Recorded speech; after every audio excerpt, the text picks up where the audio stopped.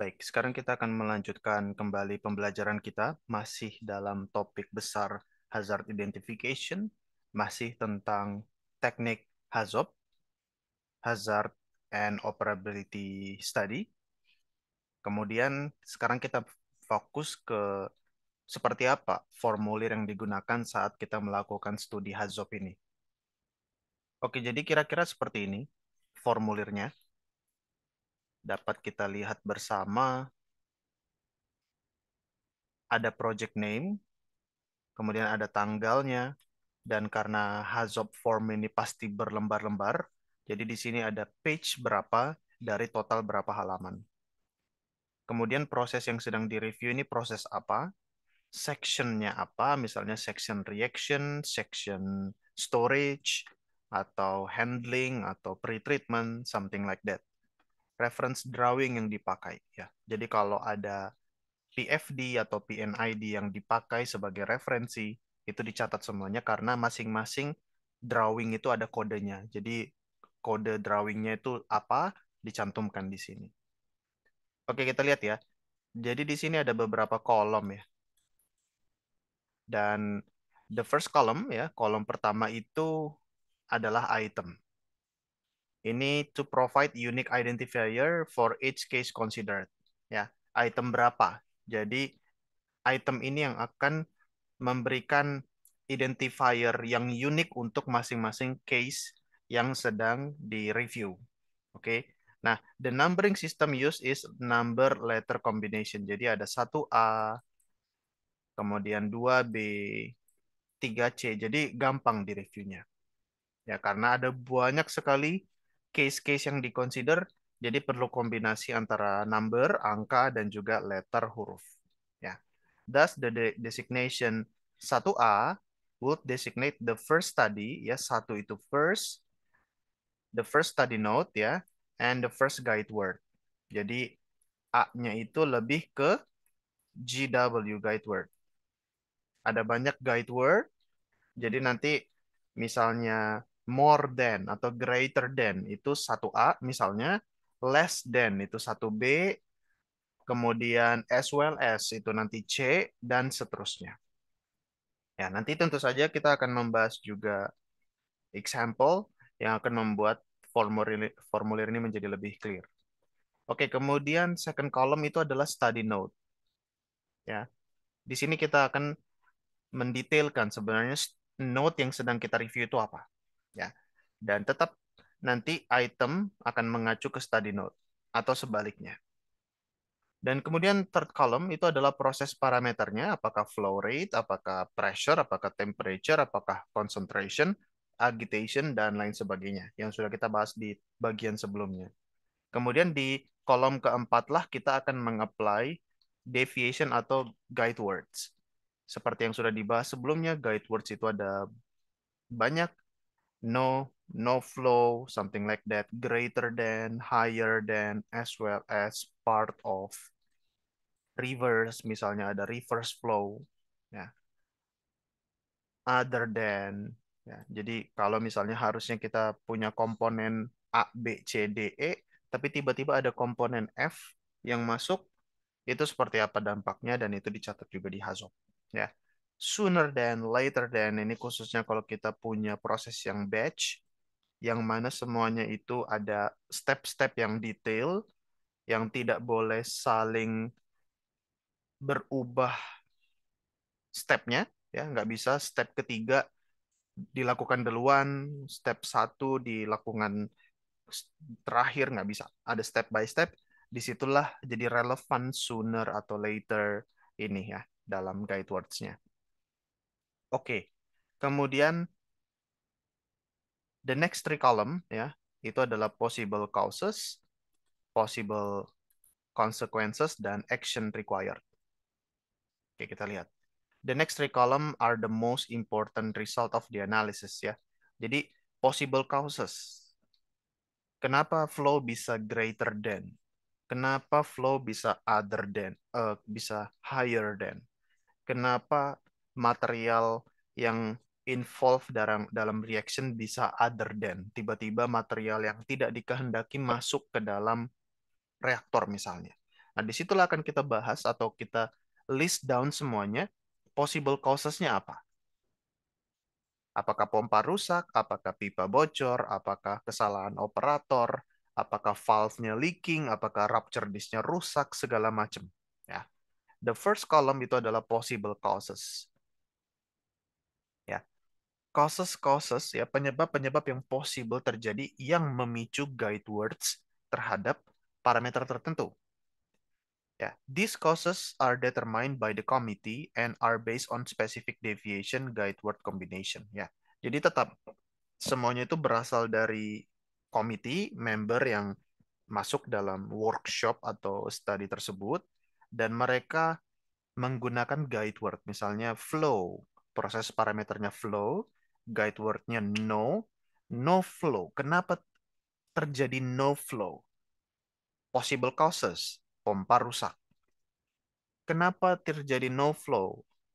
Kemungkinan kedua, operator salah menutup valve. Yang ketiga, kenapa terjadi no flow? Ada penumpukan kotoran di valve sehingga valve terblokir.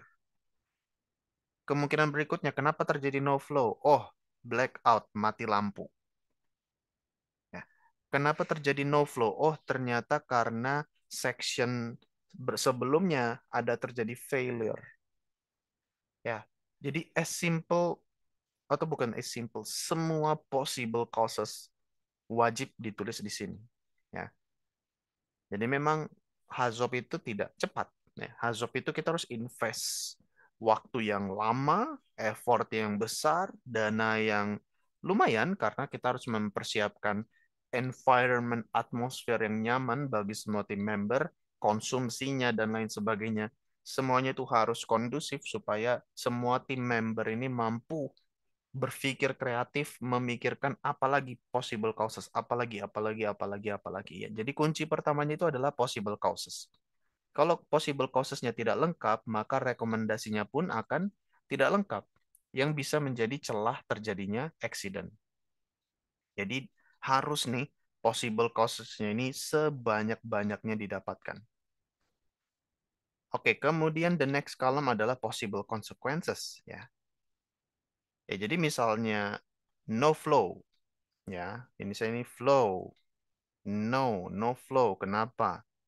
Pump failure. Ya. Oke, pump failure atau pump X, pump failure.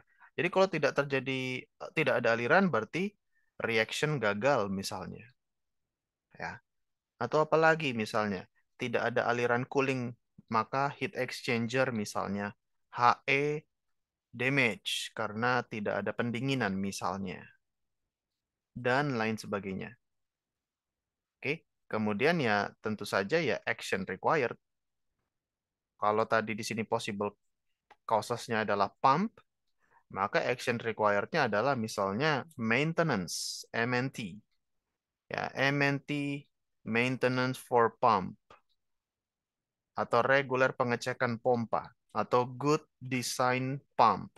Ya, pompanya dipilih dengan desain yang baik, specification yang baik, ya. Kemudian misalnya pompanya harus dilubrikasi secara periodik. Ya.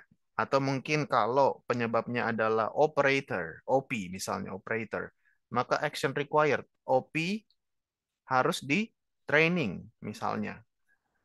Ya, harus di training atau harus ada good SOP yang jelas supaya operator tuh tahu harus diapain valve-nya, harus diapain pompanya. Ya, harus tombol mana yang dihidupkan. Kalau pompa yang satu rusak, maka pompa spare-nya mana yang diaktifkan. Semuanya itu harus ada di SOP. Ya. Atau misalnya untuk menurunkan operator human error, maka shiftingnya mungkin eh, jadwal shiftnya mungkin jangan kelamaan, jangan 12 jam sekali. Paling lama harus 8 jam sekali, maka harus ada tiga operator, harus ada tiga shift. Nggak boleh ada satu operator bekerja 24 jam, misalnya. Karena nanti human error-nya tinggi karena dia udah hilang konsentrasi. Ya. So the last column list the action required untuk mencegah hazard from resulting in accident. Notice that the item listed in three columns are numbered consecutively. Ya, jadi di Di sini harus nih konsekutif satu, dua, ya, tiga, dan seterusnya. Supaya kita gampang me- menyebutnya, gampang menunjuknya, misalnya possible ke satu, possible kedua, possible ke 25, possible ke 13. Jadi gampang. Instead of tidak dinomori sama sekali. The last several columns are used to track the work responsibility and completion of the work. Ya, jadi assign-nya ke siapa, reply date-nya itu kapan, no action atau sudah completed atau belum.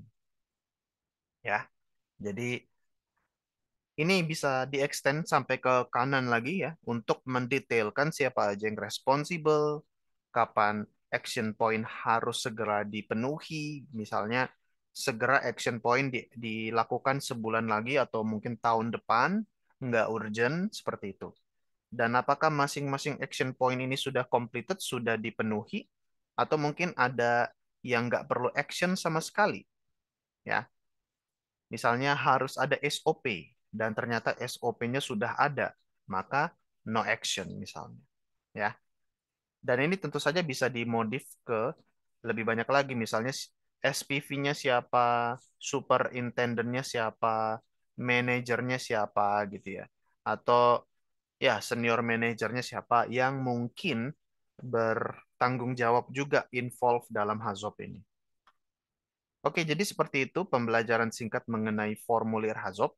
Ini merupakan formulir yang pasti wajib diketahui oleh proses safety personel atau HSE personel ya. Ini penting sekali karena HAZOP ini bisa dibilang teknik yang detail, efektif dalam kita mengidentifikasi hazard dan bukan cuma sekedar mengidentifikasi, tapi juga kita mencari penyebabnya apa, kemudian mengetahui apa konsekuensinya dan action yang harus dilakukan. Untuk topik berikutnya kita akan membahas hazard example. Oke, until then, sampai ketemu lagi. Terima kasih.